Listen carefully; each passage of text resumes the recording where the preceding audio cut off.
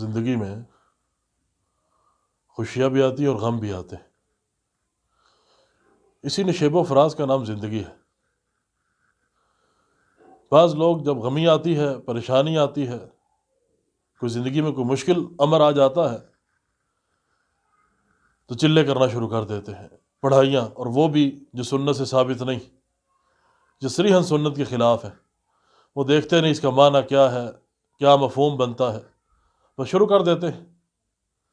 پھر اس کا کیا نتیجہ نکلتا ہے؟ پھر وہ رات کو خواب میں دیکھتے ہیں کہ جی بڑی سفید داڑھی والے، سفید بالوں والے بزرگ آئے ہیں۔ وہ سمجھتے ہیں بس اب تو وارے نیارے ہو گئے، اب تو اللہ کے ولی میرے خواب میں آنا شروع ہو گئے۔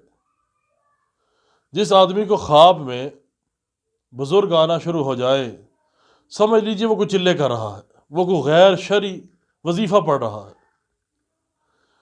حالانکہ مشکل میں مزید اللہ سبحانہ و تعالیٰ کے قریب ہوا جائے، نہ کہ اپنے من مرضی کے چلے یا کسی کے بھی بتائے ہوئے سنت سے ہٹ کر، سنت کے خلاف انسان وظیفے شروع کر دے۔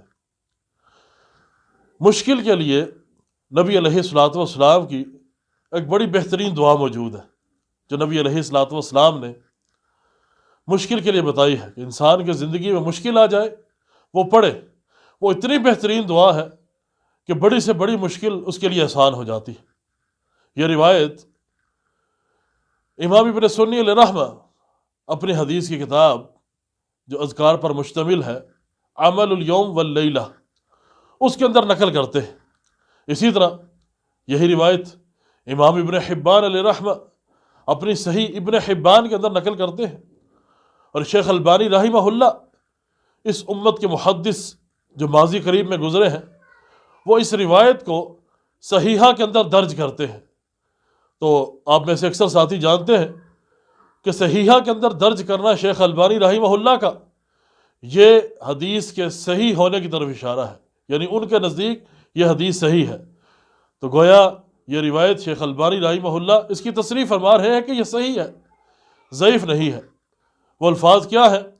اللہم لا سہل الا ما جعلتہ سہلا وانت تجعل الحزن اذا شئت سہلا۔ آپ یہ پڑھ کر دیکھیے، اس دعا کو کثرت سے پڑھیں، آپ دیکھیں گے بڑی سے بڑی مصیبت حل ہو جائے گی۔ اور سب سے بڑی بات یہ ہے، یہ دعا آپ علیہ الصلوۃ والسلام کی بتائی ہوئی ہے۔ اللہ تعالیٰ ہر مسئلہ میں رسول اللہ صلی اللہ علیہ وسلم کی سنت پر عمل کرنے کی توفیق عطا فرمائے۔